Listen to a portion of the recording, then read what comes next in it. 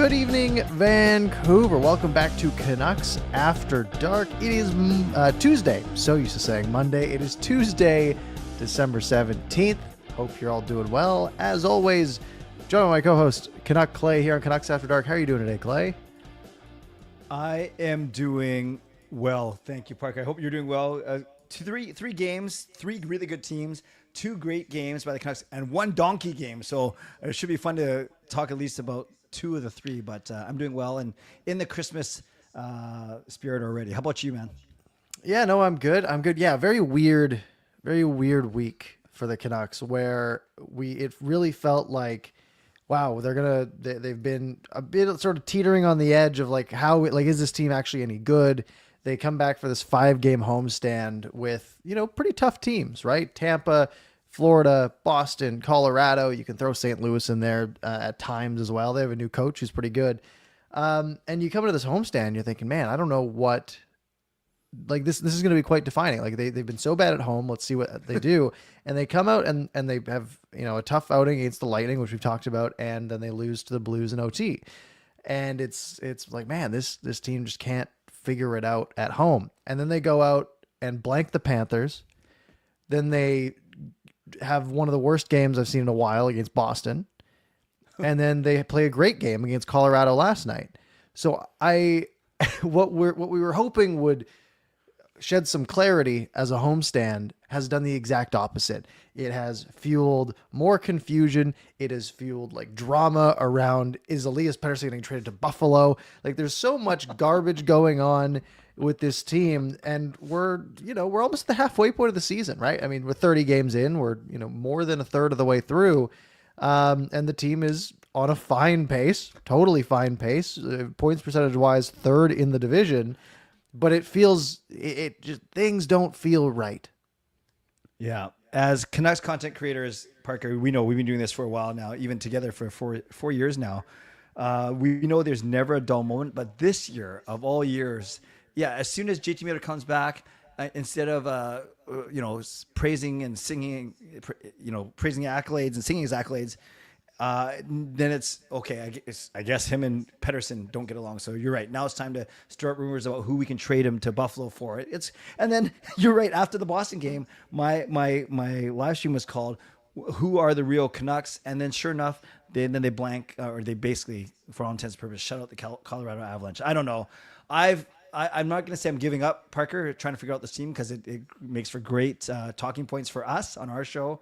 But maybe we just got to accept that nothing is ever simple, straight line, straightforward with this team.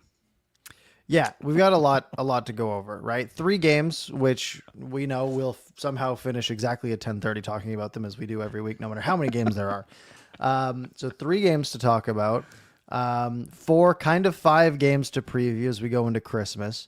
Then we also, we got to talk about Miller, Pettersson, Demko is back and played quite well last night. KIEFER, Sherwood, Rick Tocchet. There's people on Twitter calling for his head already. Like there's so much going on where I'm kind of just, it does feel too early, but we're 30 games in. It's Christmas break in 4 more games, but there's still so many question marks that, and there's the Jim Rutherford and After Hours that we can talk about too, right? Like there's so many things that we can dive into tonight. So it should be a fun one on a rare Tuesday night showing. While you're here, make sure you hit like, make sure you're subscribed, do all that good stuff. Yeah, we want to thank you guys for being patient with us. 2 weeks ago, we moved it for Parker. Last week, we moved it for me. Or this week, sorry, last week. It doesn't matter, but we're equal culprits. And then next week, it's Christmas. I'm away. So, this will be we're going to commit to doing a show back on Monday on December 30th. That's our plan, at least. So thank you for sticking with us, navigating our schedules. Everyone's busy around Christmas time. We're not purporting to be busier than you guys as viewers. So thank you for finding us tonight. Yeah, absolutely. And really that gap, taking one day off, that's one game that we're missing really, which will be on like the 28th or something like that. I don't know exactly what the dates are, but Canucks have 5 games or 4 games before Christmas, which is pretty tight. They go back to back tomorrow and Thursday. Utah outing first time that I'll really watch a game that was based in that bar. I think I watched the first one of the year when Seattle was there, and then I haven't watched a Utah game since. And then back to back in Vegas, and they go Saturday back at home against Ottawa, then the Sharks. So not the hardest 4 games coming up, and we'll get to those. But knowing again what we know about this team, that doesn't mean anything. Yeah, and I like how you open the show about especially their home record. And did they move the needle? Well, I guess they 3-2-1, so 7 out of 12 points. I would have liked 8 or 9. I would have called it a very successful road homestand. It was 8 or 9 points, but 7 is just like you barely got past 500. So still not good enough, despite winning 2 of the last 3. I forgot the Blue Jackets game was part of that. Yeah, that's why my numbers didn't make sense. But yeah, 3-2-1 at home. I'll take that right now, because if that was on the road, they're 4-1-1, and you throw another point in another 2 points in there. That's true. But yeah, quickly we'll acknowledge Daniel, 4 months of membership. Thank you very much. Fangirl, 29 months. Thank you very much. That is a heck of a long time. Yes, thank you to both of you, for sure. Should we start off by going through the last few games? Sure, let's do that. All right. How do you want to do this? You want to go reverse order, or should we go all the way back to the beginning of the week? We could actually probably go chronological, because it wasn't that far back, actually. We did a show on Wednesday, so the game was on Thursday, only 4 nights ago. Yeah. So Thursday, Panthers come to town. Man, I don't remember much about this game, which is bizarre. I remember Lankinen getting a shutout. I took like 3 notes. I was, because this happened to me last time, where I started forgetting what happened in these games that were a week behind. So I said, what if I just write down like 2 sentences for each game? And I did that. Max Sasson. This was the Max Sasson game, where he was absolutely fantastic. Gets 2 assists in the first period, and like cemented his role on this team. I think would much rather have him in the lineup over a guy like Baines or like a Lekaramaki, for example. Max Sasson was really, really good in this game. Yep. And yeah, you're right. The goals were Susie deflected off a stick, and then Heinen with a nice pass, a nice goal as well. But Susie, Heinen, Bluger, Sasson are not the names you expect to see as the scorers in the first period of a game against the defending Stanley Cup champions. No, it was. I mean, it was a heck of a game for the Canucks and for some of those depth guys, right? Like that first period, which was, a fairly even period. Even like, analytically, it was basically dead even the first period. But the Canucks get 2 goals thanks to their bottom 6. It was the Sasson Bluger line out there for both with Heinen. Genuinely a really good game. This is also the game Mark Friedman came back. That's right. And him and Greer were just going at it all night. That was fun. Friedman was actually looked really good in this game as well. Yeah.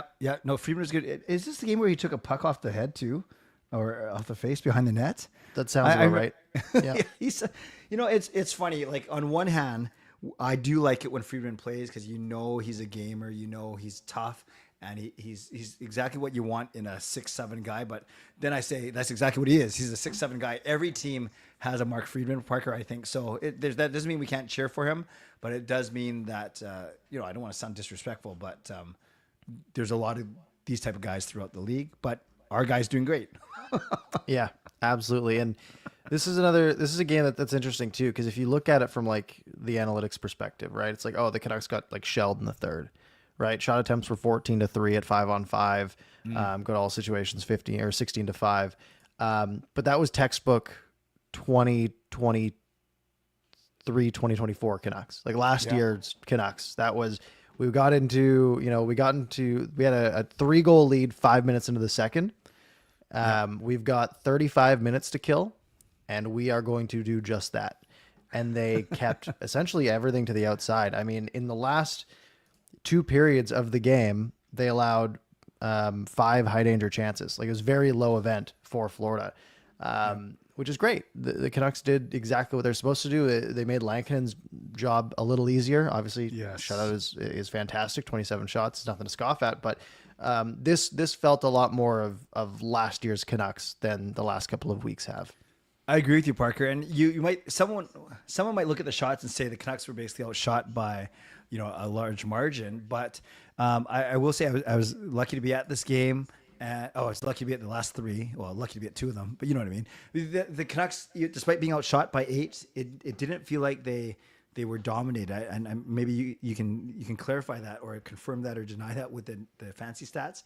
But I know Rick Tocchet was very happy with the way they protected, as he likes to call it, the guts of the ice. So they weren't giving away a lot of the cross ice passes. They weren't giving away a lot of odd man rushes. So exactly what you said. It felt like when the Canucks buckled down for the second half of the last year and played really well defensively, for sure.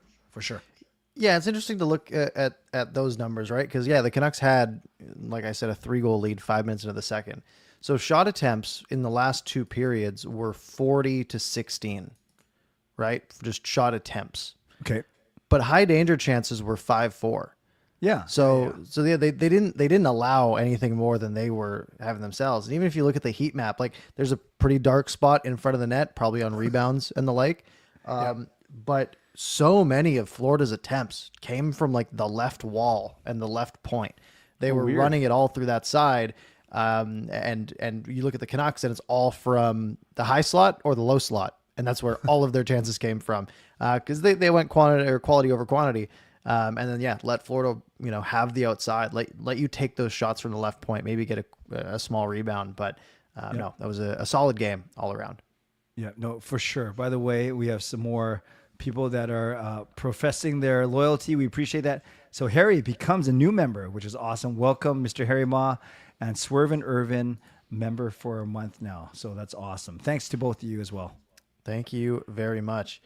Go for it. Go ahead.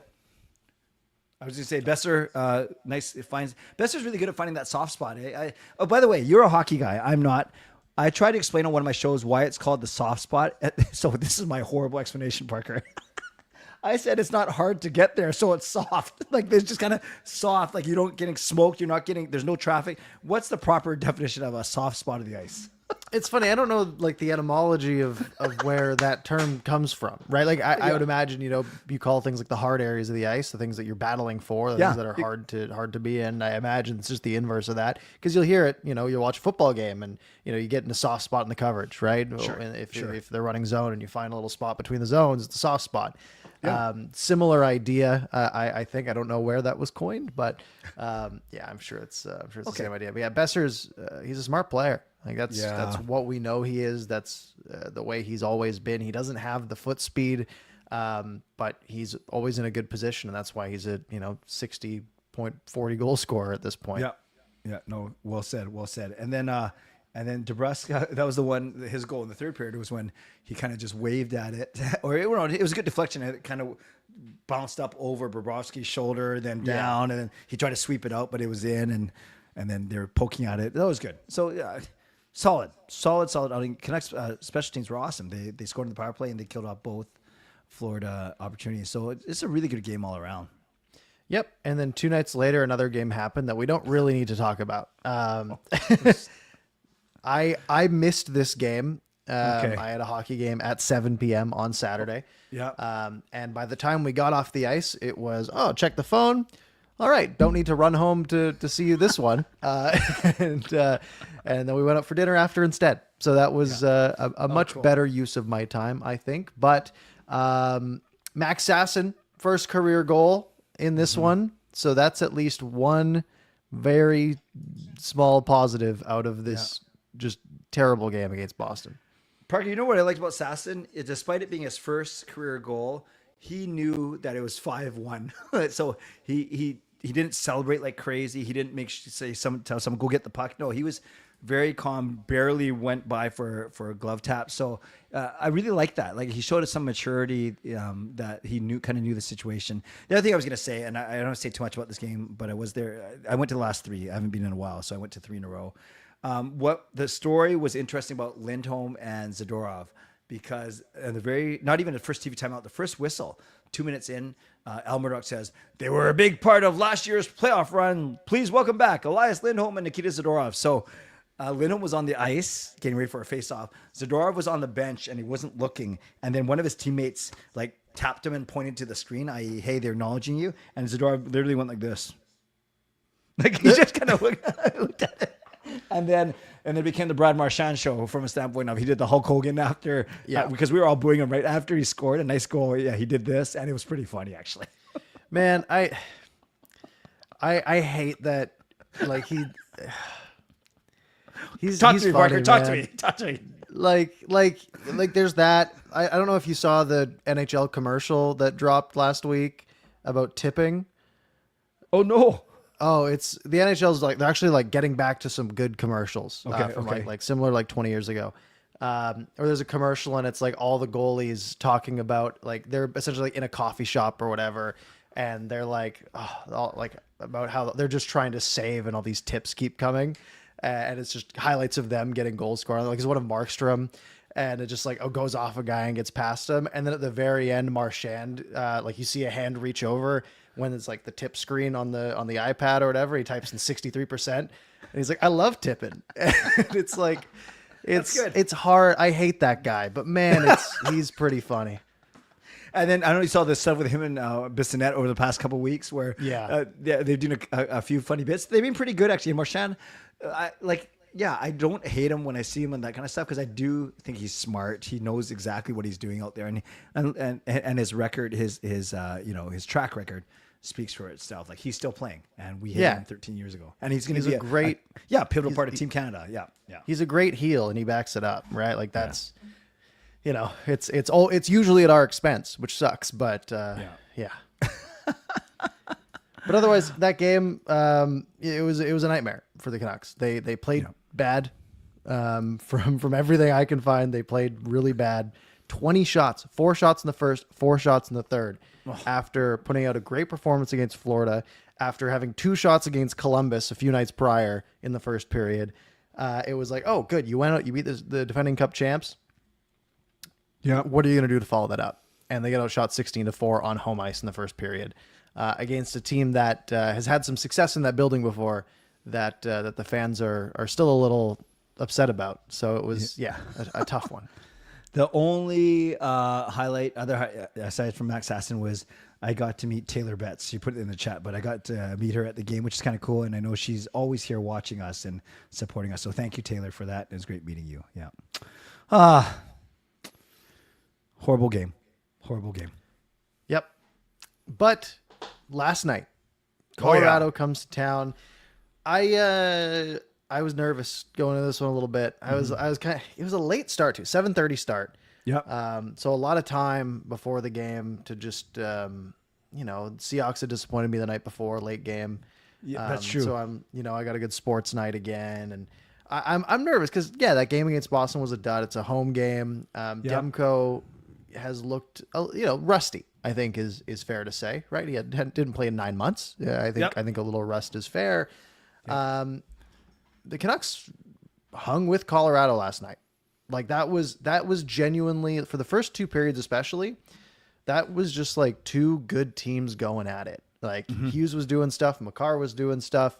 Like it was genuinely a really good game. And then somehow out of all of that and all that star power, Nathan McKinnon, Rantanen and Hughes and Makar and Miller and Pettersson and all these skilled players.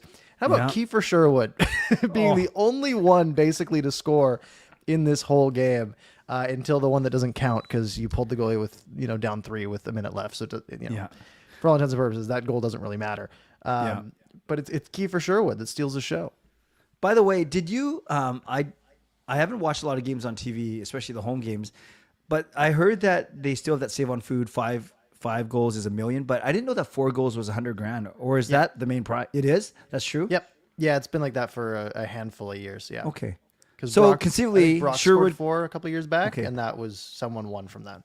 So conceivably, Sherwood could have, because they continue to keep their goalie out for the last 2.5 minutes, they could have put Sherwood on for another shift. But they didn't. Yeah, and I was kind of surprised that that's not like a caveat in the rules to that competition.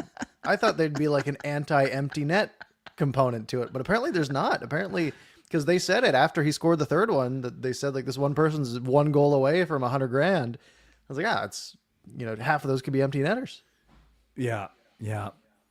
Okay. Well, at least they know. Yeah, 2 normal goals and 2 empty net goals. Imagine that. But yeah, Sherwood was so good. By the way, before we talk about Sherwood's goals, did you feel like I felt that they pretty much neutralized Makar, and you could still see Makar is good. You could still see McKinnon just one man entry, zone entry on power play. Like it's except with the one he messed up, obviously leading to the shorthanded goal. But I thought the Canucks did a pretty good job of keeping them at bay. Yes, you're never going to shut them down completely, but I thought the Canucks did a pretty good job. Yeah, Makar had a couple decent like shot attempts, and like what for what like really good defensemen, those are scoring chances when for most people they aren't, right? Those sort of shots from distance that seem to find their way through. I don't like. I think Makar played fine, but he didn't like. I think the Canucks shut him down fairly well. And same thing with McKinnon, right? McKinnon on the power play is frightening, right? Yes. He does like similar to McDavid, where he'll load up a little bit and get some speed, and because he's got such good hands and can so agile and can move so well. But no, the Canucks did a really good job until there's 45 seconds left, I think, of keeping those guys at bay. It was no, I think. Like defensively, this was a very good performance, especially from the depths of the Canucks defense, right? Like Noah Juleson had a really strong game, throwing the body around a little bit. It was genuinely a really good. It was just like the Florida game. It was genuinely a good performance against a true Cup contender, where the Canucks looked right at home. Yeah, good point about the depth of the defenseman, and we can talk about whether or not how Forbert changes things once he recovers from his flu, how Lankinen will change things once he recovers from his flu. But you're right, the Susie, I think he played 24 minutes, Parker, and a lot of that was on the penalty kill because the Canucks had to kill off 4 Avalanche penalties. And I thought Susie and Myers, they've been whipping boys a lot this season, but I thought they both had pretty good games yesterday as well. And you mentioned Jolson, Fried, all those guys. Desharnais, fine, yeah. Mm-hmm. Yeah, and analytically, this game's pretty interesting too, right? So the Canucks did the same thing, right? Had 2 periods that were basically even. Analytically at 5-on-5, the Canucks dominated the first period. Actually, overall, the Canucks dominated the first period. High danger chances 4-1, expected goals 1.2 to 0.1, shot attempts 20 to 10, shots were 10-5 at 5-on-5. Canucks dominated the first period. Second period was quite even, and then the third period, the Canucks sort of sat in their shell and let the Avs, just kept everything to the outside as they've been doing. What's really interesting is having that third period where they just sort of sat back, right? High danger chances in the game overall were pretty much even. Scoring chances were pretty much even. Shot attempts pretty much even. Like everything was pretty much even. It was a pretty good performance, I think, all around. And like you said, guys like Susie were very good. I don't think you're going to see Carson Susie play 24 minutes very often this season, right? Unless we have, pardon me. I said I kind of hope not. Unless it's like a playoff game that does a full overtime, right? Like then you might see it. But no, like the almost only 1 minute less than Quinn Hughes. Over the course of that game, and he was genuinely really good last night. Yeah, and all good points. And I think similar to the Florida game, the Canucks were outshot by 6, not 8, but they were outshot by 6. But as you just kind of outlined, it didn't feel like they were dominated in this game either. They played them straight up, and they were playing with the lead. So yeah, exactly. Third period score effects, all those things. You don't need to try and score a bunch more goals. Although I think that's actually a decent strategy, but no, they kind of not a shell, but they made sure they protected. And talk about the Sherwood goals, Parker. Like both of them, not the empty netter, they kind of showed both elements of what he's good at. The first one was a mucky muck goal where he's not afraid to go. He's smart and he's not afraid to get into the dirty areas. And then the second one, he showed off his speed and his quick release. 2 things that he talked about on After Hours on Saturday. So I think we got a really good look at all the good things that Sherwood brings. I was really impressed with his first goal because he comes in from the side for a rebound and chips it as he's sort of floating backwards, like he's floating away from the net. I was really surprised that he was able to get his stick on it the second time. That's hard to do, and a good finish. But that's, a really nice play by Suter, I think who it was who cut through to the net. Suter made the pass to Heinen, who got to the net. A really nice play between those two, and Sherwood was just there to clean it up, which is great. But then that shorthanded goal, like that. It was just very, very cool. Like sort of a failed zone entry where it's just a gift, right? Was it McKinnon who gave that up? Yes. And then Sherwood just got his stick on it, and he just had a foot race against Makar. He had a 1 stride head start basically.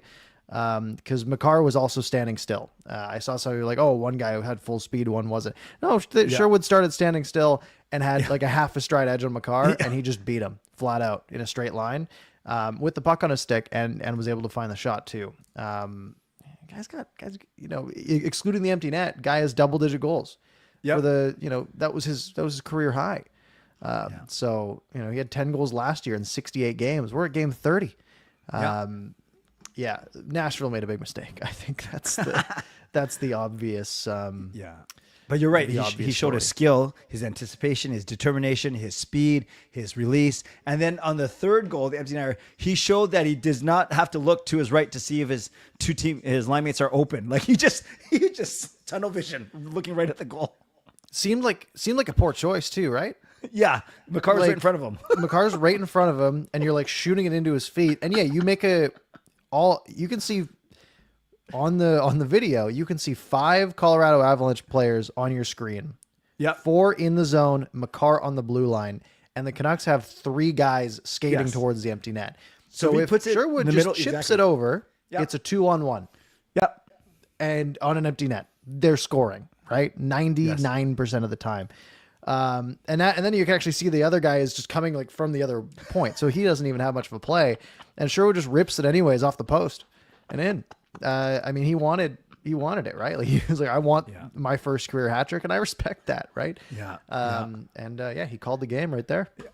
Parker, I told this story on my stream last night, but I'll spend 30 seconds. It's such a good story. So I treated my boss for his birthday, and then I treated Sean and his girlfriend for their Christmas gift too. So we were up in Encore. We were in the fancy schmancy seats, but we were sitting separately.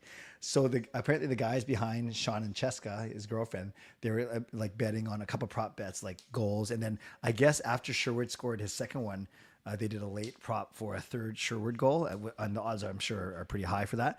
So when he scored, they were so happy. And Cheska was wearing a Canucks hat, right? Hat trick goal. And they said, hey, can we buy your hat off you? And she's like, in her head, she's like, well, I only bought this for $10 at Winter. Sure. How much? They said $50. She said, sure. So they gave her a $50 bill. They took the hat off her head. They tried to chuck it from Encore, and it didn't even clear the 300 level. But she made $50. That's a heck of a move. Yeah, that's great. I've only gotten to throw my hat once. Like I could have twice. Once I wasn't wearing one, which was Besser's 4-goal game against Pittsburgh. And then there was the other one was at the watch party at the playoffs last year. Someone got a hat trick. I don't even remember. Was it Besser? And I think probably the third goal didn't end up actually being his. Yes. But I tried throwing it from the 300 level anyways, and it made it most of the way, and then someone finished the job for me. I must have hit someone in the lower bowl with my hat, and they chucked it over. Oh, that's a good story. So yeah, overall, everyone was in a good mood last night for sure. Oh, for sure. Yeah. Yeah, I saw a lot of people made that bet last night on Twitter. I saw a lot of people had posted like 14-1 odds or whatever for that third goal in the third period, which, nice little chunk of change, I'm sure. There you go. Like I said, we would talk about 3 games. It would take us to 10:30, and here we are. You're a master. We're very consistent. So overall, I mean, last week pretty good for the Canucks, right? One absolute goose egg that I was fortunate enough to not watch, and 2 really good games against some really good teams. And the road gets, on paper, the road gets quite easy for a while, right? Yep. We're looking at Utah tomorrow night. Yes. Utah's been fine. They're, 3 games over 500. They've been a fine team. The Canucks should beat them most nights. Vegas is the hard one out of the bunch, right? First place in the division. They're 28-3. They're having a great start to their season. But then it's Ottawa, who's I think on a run right now. Is Ottawa doing well? Yeah, Ottawa's won 4 straight. Yep. Yeah. So a hot Ottawa on Saturday. Then San Jose, and then after Christmas, Seattle, Calgary, Seattle, Nashville, Montreal. So a pretty nice stretch here for the Canucks going into early January. And and a chance. That's sort of the next 9 games. Like 6-2-1, like should be on the table, I would think, across those games, right? Like, you lose to Vegas, you lose one of the other games, and then you lose another one in regulation. But like you should be beating most of these teams most nights. And then after those 9, then we go on that really tough road trip, right? Yeah, I didn't want to talk about that part. I was hoping we build up. I mean, Okay, it's yeah, crazy. yeah, The Canucks are 7 games over 500, right? Like they're doing okay. All those OTLs are helping out, but go on a bit of a run here, and you could be 10 games over 500 by early January, and we know like 15 is sort of the mark by the end of the season. So pace wise, they're doing absolutely fine. But then, like you said, they get into that bit of a gauntlet where you go Washington, Carolina, Toronto, Winnipeg, LA, Oilers, which is, so we just talked about 9 easy games and they have 7 hard ones basically in a row. But again, if we think that this team is a contender, which they have done a lot lately to show us they might not be, then that shouldn't be a problem, right? You go 3-3-1 across those 7 and you're laughing. But always easier said than done, I'm sure. One last question before we start previewing and go to people eventually. Be honest. I think I asked you this before, and I don't know why I said be honest, as if you would ever lie on this show. But did you notice Sherwood a lot last year in the National Series? Like once in a while, I noticed that he would hit Hughes hard. I'd be like, oh, who the heck's this guy? But was that basically the extent for you as well? Pretty much. Yeah, he's a bit of a pest out there, but he didn't look, he didn't look super dangerous. But right.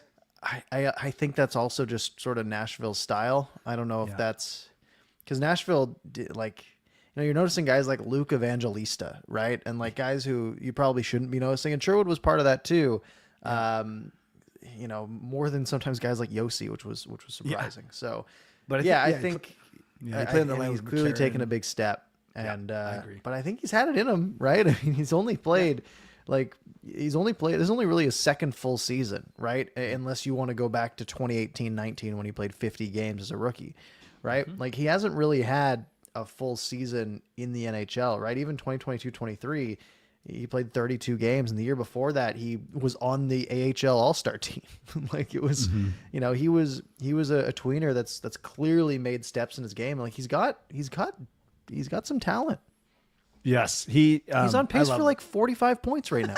And he lit it up. He is a good goal scorer in the AHL, and that's one thing he talked about too on After Hours, how not every guy, but a lot of guys score in the AHL, and then you have to develop a different type of game, a different type of identity sometimes in the NHL. So it's so good. And I've told you many times how I have a certain pride because I'm half Japanese, he's half Japanese. Not that it has anything to do with me, but I just love it. I just love it. It's a really good story, and we have him for one more year, which is at least at this contract, which is pretty cool. Yeah, it's a steal right now. Yeah. So as of right now, Canucks sit points wise in the first wild card, 4th in the Pacific, but by percentage, they're still ahead of Edmonton slightly because Edmonton's played one more game and has one more point. 101 point pace at the moment. So no real and again, that's without their starting goalie for, the first 2 months of the season. And Demko looked pretty good against last night, right? Against Colorado. Yeah. Lost the shutout with 45 seconds left because they decided to keep 6 guys on the ice. It felt a little bit like Luongo back in the day where it seemed that he lost so many shutouts in the last 2 minutes. But this is good because Lankinen obviously has the flu issue, which I think he's back from because I saw Shelov's got sent down, although that might just be cap circumvention for the day. Yeah, no, I think Lankinen took the game day skate and then they still ruled him out. So I think he's good. Yeah. Okay. So, and it's back-to-backs the next 2 nights. Yes. So one of each. I imagine Lankinen probably plays tomorrow unless the flu is, they want to give him an extra day of rest. I'm sure that's plausible, but I would imagine Lankinen tomorrow, Demko Thursday against Vegas. What a tandem this might be. Oh, it's so good for what's Lankinen making? 800,000. So 5.8, 875 maybe. Yeah. 5.9. So under 6 million as a tandem. Yeah. By the way, maybe we're going to get to this. Did you watch the Rutherford interview? I saw bits and pieces of it, but I didn't watch the entire thing. So at the very end, Scott Oak asked him, do you see a world where you have Demko and Lankinen both back next year? And without blinking, he said yes. And then he just said yes. And then Scott Oak says, can you please expand on this? This is live TV. And they all started laughing. And then Rutherford said, yeah, it'll be more than we usually spend, but you can't have, you can't have, like, your goaltending has to be really, really good. You have to have depth. And he goes, with the salary cap going up, it's something that we're going to consider for sure. So, yeah, and I wonder what that would be, because Lankinen could very well go somewhere and probably be a starter next year, right? Yeah, like he could go to a team that's not great and get a pretty decent chunk of change, right? You look at Seattle's goaltending situation, right? I'm not saying they would get Lankinen, but I'm saying they're an example of what Lankinen could be a part of, right? Where they're paying like Grubauer 6, they're paying Decord 5 or 6, right? Wow. And those are two good goalies. Right, they're not top 5 goalies in the league, but they're both, serviceable NHL goaltenders. Sort of like what Kevin Lankinen is, right? Like he could probably go get $4-5 million on the open market potentially, if he finishes the season like a 908, somewhere in there, a 905. There'll be teams that have good rosters without a goalie that are going to line up for a guy like Lankinen next year. But I don't think there's going to be a ton of contenders doing that with him in a starting role. Like Edmonton comes to mind, maybe, but I don't think they have the money for it. So that's something a little bit interesting to me. But if you wanted to be on a contender, and if the Canucks could have a setup where they know they're going to be fine throughout the season, and sort of what we've pitched this year, right? The rest of the season, you got 52 games. Play each of them, 26 of them.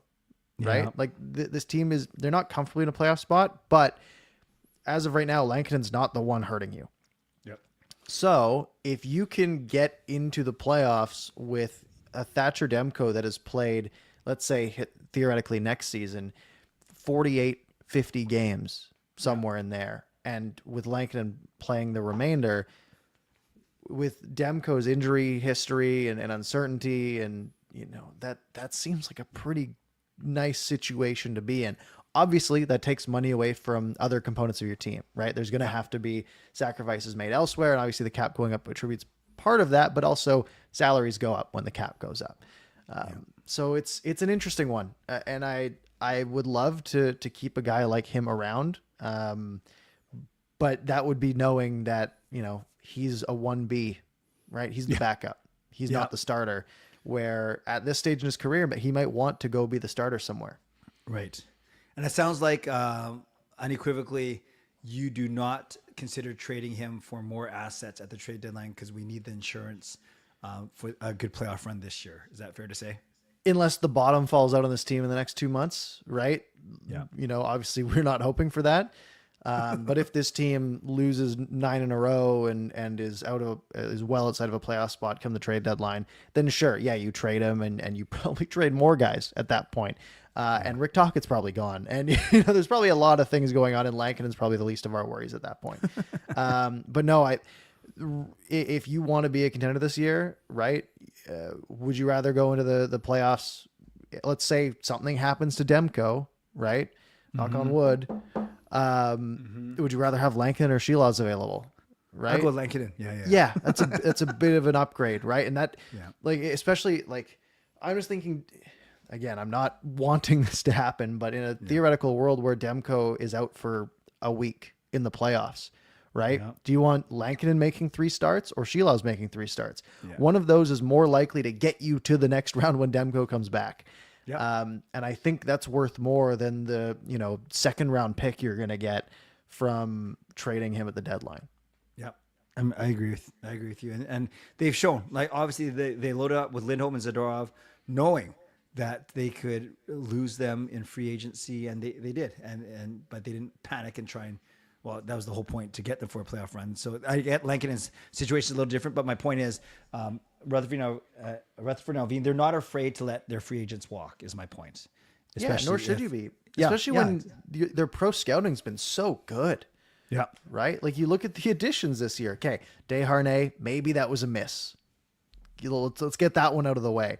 But Lankinen more than makes up for it, right? Yeah. KIEFER Sherwood more than makes up for it.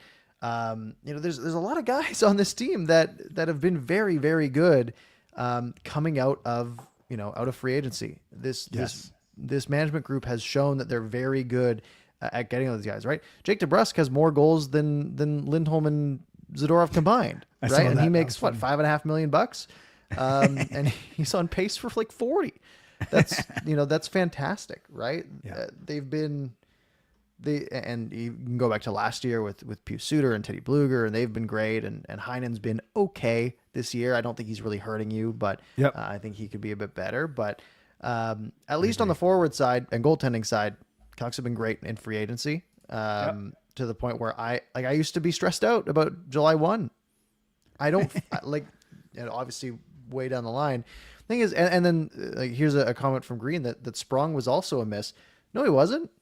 We got rid of him for nothing. There was no downside, right? We had him for under $1 million. We trialed it. It didn't work. We moved on. No cap hit, no nothing, gone clean into Seattle. So if their misses are would you rather a Daniel Sprong miss or an Elias Lindholm, 7-year contract for a ton of money miss, right? Yeah. That's Yeah. they're very low risk, high reward moves that they're making. Yep. Well said. Well said. So I saw, a lot of discussion between Lankinen or Sherwood. What was the better free agent signing? That's a good one, right? I would have said up until last night, I would have said Lankinen for sure. And I still think I maybe lean that way, but Sherwood is an equally good story. Like it's great. Yeah, that's a tough question. With how not great Shelov's has been, it is Lankinen, right? Because remember, we were talking about a Shelov's Patera opening night tandem. Oh gosh. Right? This team is not on a 101 point pace if Shelov's and Patera were the two goalies until last week.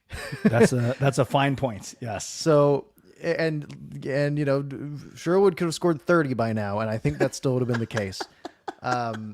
So yeah, look, Sherwood's been fantastic, right? Yeah.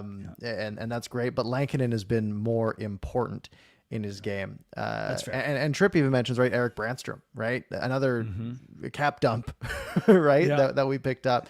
Yeah, this management group's done a really good job. And there's some misses, right? Not everyone has been a perfect fit. Desharnais is sort of the obvious one. Yeah. We've seen Soucy struggle a bit more so this year than last. But overall, the amount of value that this team has gleaned from free agency is a lot higher than the cap they've wasted. Yeah. Well said. Well said.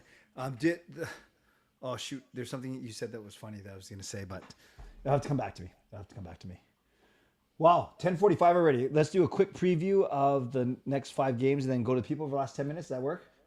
Sounds good. Yeah, for those of you who missed it at the beginning, we will not be doing a show next week because it's Christmas, Christmas-ish, and Clay's away, and I'm coming back from it's a mess. So we'll be back after tonight, Monday, December 30th, and then we're off to the races until we're not, whenever that'll be next, because I'm sure it'll happen again. But make sure you subscribe, hit the like button, hit the bell for that. So we're going to preview 5 games. Like I mentioned earlier, 4 pretty winnable ones for this team, right? Not to say that they can't beat Vegas, but when I say winnable, I'm saying 60% or more chance to win. And it starts on the road at the Delta Center in Utah, Salt Lake City. I watched a couple of their games early in the season and they looked really fun, right? Like Logan Cooley looked really fun. Dylan Gunther obviously is a heck of a player. Clayton Keller's been good for them as well. Some other fun names like Ian Cole, I think, plays there. It'll be an interesting one, but I mean, the Canucks should be better than Utah, right? Utah's 3 games above 500. They've been better than expected this year. But the Canucks should be the favorites, I would say, going into that. Canucks one. should win, but Utah has been playing well. They're 6-2-2 in their last 10, and you're right. Same number of games, only 4 points back of us. So certainly in the wild card hunt. And they beat the Sharks on Saturday, but they beat the Avs before we did on Thursday. They beat them 4-1. They beat Vegas 6-0 2.5 weeks ago, right? This is a team with some talent. They can score. I don't know if their goaltending's fantastic. I know they got Vamelka. I don't know who their other goalie is. Jackson Stauber. All right. So goaltending might be an issue for them. Maybe something Canucks can take advantage of, but should be, again, Canucks should be the favorites going to that one. I agree. A game that they won't be favorites going into. I'm really surprised that Vegas is 12 games over 500, just 31 games in. Like, I knew last year was probably a bit of an anomaly. I knew they'd be good, but I kept saying they'd be fighting with the Canucks for second and third behind the Oilers, not beating us by 10 points.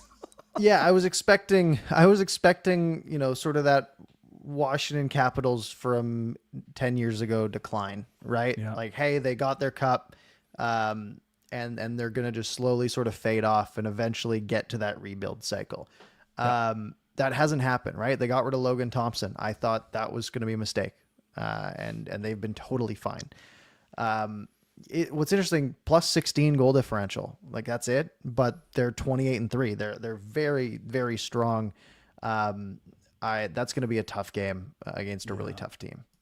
And in Vegas too. Yeah, exactly. That's what I was going to say. I remember last time I went down to Vegas to see the Canucks play. We were outclassed. We were out in everything. They just tore us apart, actually. So tough place to win. Tough place to win for sure. Their home record, 11-3. Imagine having a home record of 11-3, Parker. Yeah, ours is it might be exactly the opposite. It feels like. It. Yeah, that's not bad. 6-7-4. So technically only one, but still, that's not good. Yeah, it's 6-11. Yeah. 6 wins. Yeah, in 15 games. It's like twice as good. 10-2-1 on the road though. This must be nice. Just on a tangent here, like it must be a nice road trip for the Canucks here. Yeah, right. That's true. Like you probably leave. They probably left today, I imagine. Yeah. They spend the day in Salt Lake tomorrow, play a game, immediately go to Vegas after the game, play that game, and probably fly home immediately after. Right? Like it's a very quick road trip because they're back at home on Saturday. So a nice little quick turnaround.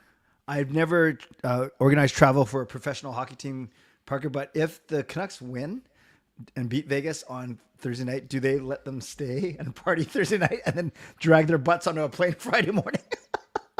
I doubt it. Yeah, I doubt it too. That seems unlikely. Yeah, a little bit dangerous. Yeah. Yeah. With the game at home on Saturday, I don't think that's something you want to. Right. It'd be different if there's a bigger break. Exactly. Okay. Just thought. Just wishful thinking. And then Ottawa at home. Yeah, Ottawa, like we said, have been on a bit of a run. They've won 4 straight, as far as I can tell. They are 16-13-2. So bad start to the season, just like last year, right? Yeah. Bit of high expectations coming in, some high hopes, and just a disastrous start that took them right out of the mix. But they're 2 points. They're 2 points behind Tampa right now. I think they're sitting. Wow. I think they're technically sitting in a wild card right now because Pittsburgh would be the other one, and Pittsburgh is not very good, although they've been on a bit of a run too. Ottawa's technically sitting in a playoff spot at this very moment, which is quite surprising. But you look at the teams that they have to beat out right now, right? In their division, it's Detroit, Montreal, and Buffalo, and we know how Buffalo's doing. Oh gosh! And then on the other side, it's Pittsburgh, Philly. The Rangers have been bad, right? They're 15-15. The Islanders and the Blue Jackets. So you got to imagine the Rangers are going to come and take one of those wild card spots, if not one of the divisional spots. And then it's uphill sledding for the Sens, right? You got to leapfrog one of the Rangers once they catch up. Tampa, Boston, Florida, or Toronto. We know the Atlantic is a nightmare, and the Metro is kind of a nightmare. The Eastern Conference is kind of a nightmare in general. Yeah. But for that game, I think the Canucks should be the favorites again, right? Saturday night at home, you'd expect them to be the favorites. Home isn't their friend right now. Actually has Ottawa. Ottawa's not good on the road either, though. They're 6-7-1 on the road. So, again, Canucks should be the favorites at home on that one. Who do you think has a better chance of making the playoffs? Ottawa in the East or Utah in the West? Man, it's so tough, right? Because you look at, again, I just focus on the teams that you got to get past, right? Yes. Utah has to get past in the Central one of Winnipeg, Minnesota, Dallas, or Colorado. Yeah, good luck, right? Or they need to get past of one of to get the other wildcard spot, one of Vegas, LA, Edmonton, or Vancouver. That I hope that's unlikely, frankly. because I don't want us to be the one that's at risk. Yeah. I think as of right now, I don't think either of them makes it. Right? It just seems very tough. But you're right. Ottawa, technically, of the teams below them, the only one that we could conceivably say they should be a playoff team, you're right, is the Rangers. But you could argue that Ottawa could finish ahead of every other team that's below them right now. Yeah, no, I like Ottawa for me is in a battle for ninth, right? Like there's like a clear 8 teams. One of them just happens to have had a bad 31 games to start the season, and that's the Rangers. But I get vibes of the Oilers last year, right? Where they'll turn it around. And then you just have if the Sens can get on a bit of a run though and build a bit of a buffer, maybe it's a bit interesting by the end of the season. Sure. And then quickly, then we got San Jose on the Monday, where we're not doing a show. Should be a cakewalk. Yeah, it should be for sure. Celebrini's doing great. He's awesome. He's very talented. Yeah. San Jose has 27 points. They're 3 ahead of Nashville and Chicago, but they've played way more games than them too. So what a derby that is. San Jose, Chicago, Nashville, and Anaheim. Yeah. It'll be, it's really funny that how clear of a division it feels like there is in the two conferences, right? Like I looking at the Central, those top 4, and then there's a drop to Utah, St. Louis. Yeah. And then Pacific, there's a top 4, and then there's a drop to Calgary, Seattle, and so on. It feels like the playoffs are pretty well defined, and usually they are by American Thanksgiving, right? Yeah. It's like something like 90% of the teams in a playoff spot by American Thanksgiving make the playoffs. But still a lot of games to go. Yeah, in Seattle they should win as well. Okay, so we got of those 5. Are you venturing a 4-1, a 3-1-1? What do you think? For those 5, I mean 3-1-1 seems like the safe bet. But I'll go 4-1. Yeah, I'm gonna go 3-1-1. It's pretty much the same thing. Yeah. 3-1-1. To me, I think that Vegas game is going to be really tough. Although they have been playing up to some of their opponents and down to some others. So who knows? Maybe they lose the one to Ottawa and they'll win the rest. Very good. Okay, so by the time we do our show on the 30th, we're hopefully talking about a Canucks team that's yet 2 more games over 500. So 9 games over 500 then. Okay, let's do it. That sounds good. Excellent. All right, we've got 7 minutes. Do the people have any questions? If you've got a question for us, throw them in the chat here, and we will we'll do our best to answer them. Like we said, no show next week for Christmas. Show after that, Monday the 30th. Make sure you're subscribed. Make sure you hit the like button, etc., etc., etc., etc. Does Sherwood give you this generation of Alex Burrows vibes? I think that's such a high bar. I like style wise, sure, right? Can play up with some good line mates and stuff like that. But like Burrows was like a top for a couple of years, like statistically, he was like a top 10 player in the league. Yeah. Right. Like Alex Burrows is an anomaly. That he wasn't like, the guy riding shotgun with the Sedins that they carried, right? He was a genuinely big part of that.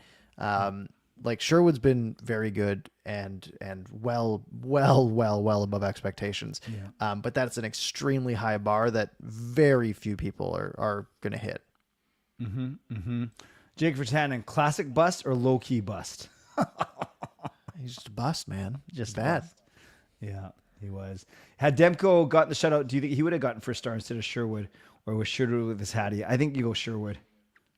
Yeah, I think so too. Just because he would have had all 3 goals still. But the circumstances of Demko's return being pretty remarkable too. Like 8 months. It's tough. Yeah. I'd venture to say 9 months. Yeah. I think it's Sherwood. Because the thing is, Demko's going to get more shutouts. Knock on wood.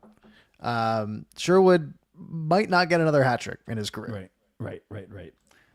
Rain's asking, is Sherwood doing what Joshua was supposed to do? And obviously he came back from a very, very tough situation, but Joshua has been very quiet, and often trailing the team in terms of ice time and stuff right now. Yeah. I think I was sort of on the, give him a 10 to 15 game leash, right? Yeah. Obviously missing training camp, et cetera, et cetera. And team doesn't practice a lot during the season, right? Good point. You get into, especially because while he was away, the games were quite spaced out. While he's been back, the games have been a lot more jammed together. So that probably has some impact on it. And your cardio is probably not up, et cetera, et cetera. But at some point, you need to, you got to start producing and start stepping up. Am I worried long-term about Joshua? Not particularly. I think he'll be okay. And, he's still 50 games left till we get to the playoffs. But I think Joshua needs to, do a bit more. Yeah. For Canuck Santa right now, I want a quick and full return for Hronik because we see what the defense looks like without him. And I simply want less drama in the new year, although good from a content creation standpoint, but it's got to be tiring. What do you want? Yeah, my answer was going to be stability. Yeah. I want this team to sort of get in a flow state, a little bit less drama, win the games at home that you're supposed to, game to game consistency, right? Like, you can lose the amount of games the Canucks have been losing. That's fine. But it's the games where they look fantastic and it's the games where they look like absolute no-shows. That's what I don't want to see. And we didn't see that much last year, right? Like when they got beat, they had off nights, but it wasn't like, whoa, this team looks like terrible. So it's, I want, just some consistency.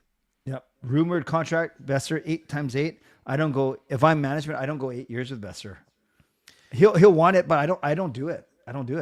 It's a tough one, right? Because he's obviously he's a Canuck, right? Yeah. So it's one of those ones where he's a homegrown player at this point. He's a 40 goal scorer. He's not going to hit 40 this year, probably. What's he on pace for right now? 8 goals he's only played 23. So that's a 29 goal pace over 82 games. And that's sort of what we expected, right? We didn't think he was going to get 40 again, but we thought, hey, if he can just be a 30 goal scorer consistently from here on out. The thing is, cap going up, these are the play. It's a hard player to replace, especially with his continued chemistry with Miller. Miller's locked up for 8 years. Yeah. Right. Yeah. And, if Besser's not a part of that, what does that do to Miller's game? I like to think that Miller's good enough to carry a line without Brock Besser, but they complement each other very well. It's a tough one because I think it's probably a bit of an overpay, especially at 8 years. However, is this team contending in years 6, 7, and 8 of that contract? Right. Or are they starting to get to that down cycle like most teams are, right? Right. And who knows what the cap's doing at that point too. The one thing I will say is you're usually better off overpaying your good players, right? Because if you overpay a guy like Besser by $1 million, that's a lot less damaging than overpaying, a guy like Vinny Desharnais by $1 million, for example. Yeah. Also, that contract is what till he's 35, 36. Most players aren't doing much at that point. Yeah. Yeah. But on the other hand, Brock Besser's game has never been foot speed. It's never been agility, right? It's been more of a mental game. Yeah. So that sort of, lends well to aging well. It's a tough one. But I'd also just hate to see him in another uniform. So that's, there's some emotional component to that as well. That's fair. Third Acosta says, watching a hockey guy video, there's a trade freeze. Yes, every year for a week. Yeah, a week or so around Christmas time.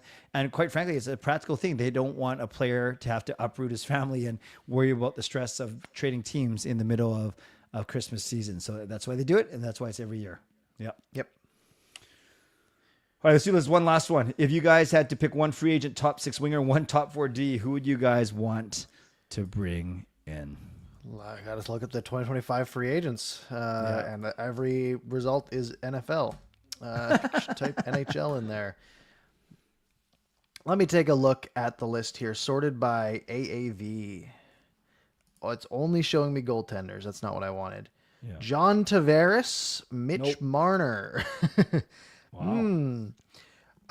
Brock Besser, of course, on this list here. Yeah. That's a tough one. Go get Marchand. That would be spicy. If it's tough, right? Because a lot of these guys are going to be, expensive for what you're getting, especially you're going top 6 wingers, top 4D. I don't think Kuzmenko qualifies as a top 4 or top 6 forward anymore. I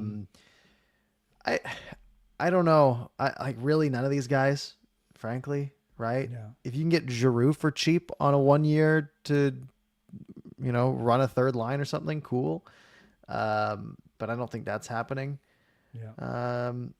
Chikrin's an interesting option, but he'll be expensive. Yeah, he is expensive. Yeah. Yeah. So not a lot of, Yeah, I don't know. Marner's probably the top of the list in terms of name recognition. As for defensemen, isn't it all these guys they're talking about are all free like UFAs, like the Marcus Petterssons of the world, and it's only Rasmus Anderson who still has a year after this year. That's why I don't think Calgary's going to trade him. But yeah, he has one more year after this one. But guys like Chikrin, Petrie, Ekblad's technically a UFA after this year, but I'm sure he'll stay in Florida. Brian Dumoulin, Yoki Haru, Ian Cole, a bunch of names. Is Will Borgen. Yeah, is whatchamacallit? Is Brandon Montour on there? No, he's not a UFA. I know the Blazers fan comes on my shows as well, and he loves Brandon Montour for sure. Yeah, no, I think Montour's got another year or something on there. Okay, interesting. No, Montour's locked up till 2031. Oh, so it'd be at the true hockey trade. Okay.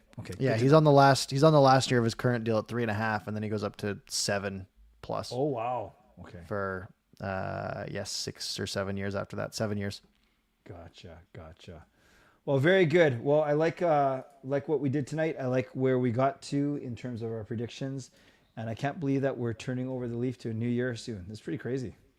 Yeah, absolutely. A couple big games, back-to-backs tomorrow and Thursday. So it's a good time to sit in front of the TV. Folks, if you enjoy the show tonight, make sure to subscribe, hit the like button. We're here every Monday. I know it's a Tuesday. We're here most Mondays. Except for next Monday. Except not next Monday, but the Monday after that, we definitely will be, and maybe the next one after that. If you enjoy the show, hit subscribe, hit like. If you missed any part, you can rewind here on YouTube. You can find it on your favorite podcast platform. Just search Canucks After Dark. Clay, any parting words this Tuesday night? Just in a good spot. Looking forward to my own little vacation next week. I'm glad the Canucks are generally playing well. And to everyone out there watching, whether you've been with us since day one, 3.5 seasons ago, or you're just finding us this season, we're very grateful for all of you, and we wish you guys a very safe and Merry Christmas.